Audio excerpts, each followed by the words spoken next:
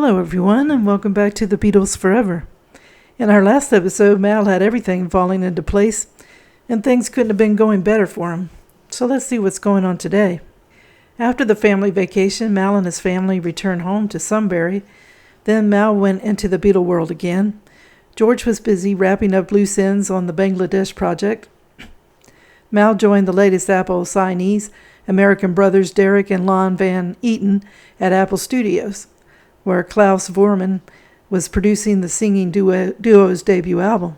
Lon remembered observing Mal and Klaus taking to the studio's piano, where they worked on one of the roadies' original compositions, a sweet little ditty that went by the title, You're Thinking of Me.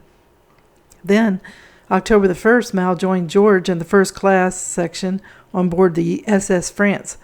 They made their crossing aboard the luxury liner from Southampton to New York City. The two friends enjoyed themselves immensely, partying at all hours in the ship's lounge and taking primitive selfies in the mirror of their staterooms. But when they landed at the Mid-Tower Pier a few days later, George was all business, at least when it came to work. With Mal and Neil working beside him, he put in long hours poring over the footage from the Madison Square Garden shows for a film version of the concert for Bangladesh. Meanwhile, at their suite in the Plaza Hotel, George proved that he hadn't left his randy self completely behind. I was being entertained by a young lady late one evening, Mal wrote. When George rushed into the darkened room, stoned out of his mind, tearing the bedclothes off and shouting, "My turn next, come on, give us a bit," Mal gave way to the Beatle, concluding that apart from that, I was the one that got screwed. On October 9th, Mal and Neil took a break from working on the Bangladesh film to attend John's 31st birthday party at a hotel in Syracuse, where Yoko was staging her This Is Not Here exhibition at the Everson Museum of Art. There were stars there, Ringo Starr and Moe, Phil Spector, Eric Clapton, Klaus Voormann, and poet and counterculture hero Allen Ginsberg. The partygoers enjoyed sing-alongs, including a try at George's My Sweet Lord and a good-natured take on Paul and Linda McCartney's recent hit, Uncle Albert, Admiral Halsey. There was an unexpected version of Attica State, an ad-libbed anthem devoted to the recent prison riots. While Mal was busy handling things stateside, Lil was getting impatient with Mal, who hadn't been communicating with her. She wrote, "I hope there's a letter from you tomorrow, as you have been gone 20 days, and it just seems one hell of a time." Things were especially difficult for his wife at night. "After Gary and Julie go to bed, it just hits me. I feel all alone, and I really hate it." As usual, Mal wasn't ready to return to Sunbury just yet. That November, he pulled another disappearing act, skipping out on the Evans family tradition and missing Ringo's annual Guy Fawkes festivities for the first time in years. Mal thought he had a good reason. He made plans to attend Elvis's November 8th performance in Philadelphia. For Mal, it was a can't-miss concert.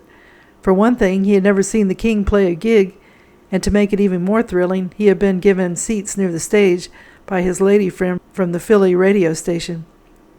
"It was magic," Mal wrote. "Suddenly he's on stage, and a fan's 15-year-old dream comes true. Elvis was singing just for me." Mal was in seventh heaven.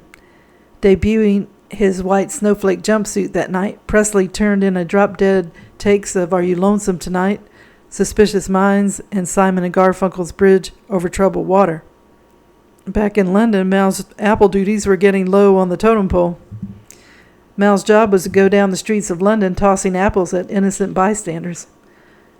Tony Bramwell left the year before. He had worked in the promotional department, and he was replaced by A&R man Tony King. As the new guy in an office beset by downsizing and an increasingly uncertain future, King said, as far as Apple business went, where there was a Beatle, he recalled, there was Mal. Ringo's driver, John Mears, later recalled working on the strange holiday assignment with Mal. "I remember it was coming up to Christmas of 1971, and we had hundreds of foam apples, each of which featured the words Happy Christmas from Apple on its leaf. Mal realized how ridiculous his mission was. He stepped outside onto Savile Row and began hurling the foam keepsakes at passerby, shouting, "Happy Crimble!" With bags of foam apples left to distribute, Mal and Mears jumped into John's white Rolls-Royce and began tooling down Regent Street. throwing them at unsuspecting pedestrians. It was mad, Mears said. As the holiday season began gaining momentum, so did Harry Nilsson's cover version of Badfinger's Without You, selling millions of copies in the United Kingdom and the United States alike, eventually earning Grammy Award nominations in multiple categories. No less than Paul, a consummate hitmaker in his own right, pronounced Nilsson's version the killer song of all time. Richard Perry would soon become one of the hottest producers in the business. It was a different record for its time, said Perry. It was a big ballad with a heavy backbeat, and although many artists have cut songs like it since, no one was doing it then. And now, Without You was promising to generate enormous royalties for Badfinger, the likes of which composers Pete Ham and Tom Evans could scarcely imagine. As Nilsson's cover version took over the airwaves, they counted the days until the money began rolling in. The songwriters were overcome with pride. Originally debuted for Mal back in April 1970, Without You had been proof positive that Badfinger, a band he had championed before they were passed around Apple like a well-worn hat, could go toe-to-toe with the finest songwriters of the day. As 1971 drew to a close, Mal and the family spent Christmas Eve at Round Hill, the Starkey's estate in London's Highgate suburb. For Gary, it would be an unforgettable night. Something was said that stayed with Gary for decades to come. What stuck in his craw was a two-word phrase uttered by the Beatles' 6-year-old son, Zach. "You're poor," Zach told him matter-of-factly. "Poor, you're poor." Gary didn't know what to think. He said it hadn't resonated before that we might be poor. What really got to Gary was the possibility that his dad, who had been so central to the Beatles' fame, could suffer from something as mundane as money troubles. Round Hill was enormous in comparison to the Evans' house in Sunbury. Anyone could see that. But Gary and his sister never seemed to want for anything.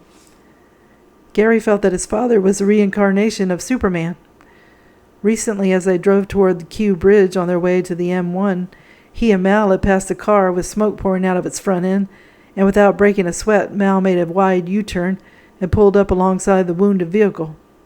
Mal gently removed a fire extinguisher from the driver's side of the Super Snipe, and he walked over to the other car, motioned for the driver to release the hood, and in what seemed like a single motion, emptied the powdery contents into the car's front end, extinguishing the engine fire in one fell swoop. Turning on his heel, he then gave an amicable wave to the driver and hopped back into the Super Snipe with his son. Mal, he felt like he was a good-natured bloke, a lovable rogue who was always up for a good time, but in 1972 he wasn't feeling that way. In January, he experienced his first interaction with Bill Collins since the debacle with Alan Klein. And Mal had recently dispatched to work as a trainee engineer at the refurbished Apple Studios in 23 Savile Row basement. His first session would involve his old friends from Badfinger.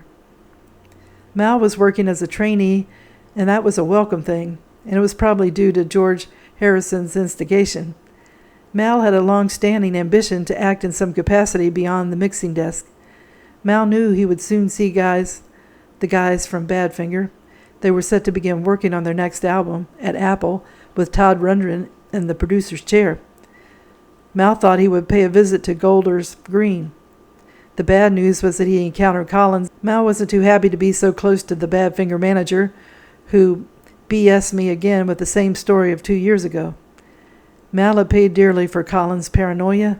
It didn't matter that the manager's unhinged emotional state had been stoked by Klein. The fact was the roadie's career had suffered, and Mal, who had scored genuine top 5 hit as a producer, had been forced to start all over again. Despite saying he wasn't paranoid, it was clearly still in bloom. The moment Mal left Golders Green, the manager telephoned Badfinger at Clearwell Castle, their deluxe new rehearsal space, and hastily called a meeting to pool the boys about whether, in the roadie's words, they should object to Mal doing the sessions. But Mal had no intention of foregoing his upcoming opportunity at Apple Studios.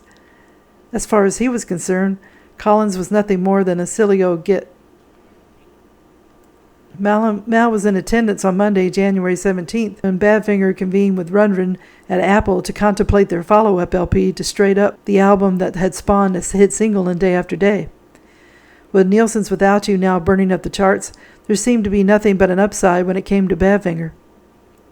While Rundgren led the band through renditions of The Winner and I Can Love You, Mal worked for veteran engineer Phil McDonald at Apple Studios, who was teaching the roadie the basics of audio engineering.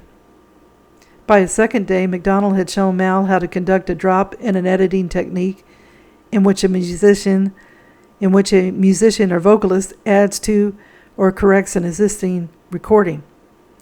In addition to getting a crash course in the newfangled Dolby noise reduction technology, Mal learned the ins and outs of microphone and amplifier placement in the studio setting. He clearly experienced a few missteps too, making a note to himself in the diary that for best results he should press the play button a split second before hitting record. Mal only worked in the service of Rundgren and Badfinger for a couple of sessions. There were plenty of professional recording spaces at the Premium in London during that era. Apple Studios was booked solid with plenty of guinea pigs for the trainee. So I'm going to end the video here. In this episode, Mal separated from his family for a while to go to America on Beatles business. I don't blame his wife Lil for being upset with him, because he hadn't been in touch with her for 20 days. She must have wondered if he was dead or alive or who he was with. Then we have Gary, his son, finding out from Ringo's son Zach that he was poor and really grounded in on him. So I don't really think they were poor. He just wasn't as rich as a Beatles son. And Gary had no idea. His family never needed anything, and he felt like Mal was Superman. Then Mal felt like salt in the wound when he met up with Badfinger's manager again, and it wasn't a good meeting. I don't blame Mal for feeling he was being squeezed out of the band's life once they were becoming a money-making band. I hope you enjoyed the video, and if you haven't subscribed, if you could do it, it would help the channel to grow, as well as giving a thumbs up. It's all a great help. And if you haven't clicked on the notification bell, if you could do that, it lets you know when a video is posted. More importantly, I want to wish everyone a good day, and tune in again soon for another episode of The Beatles Forever. Thank you. Bye.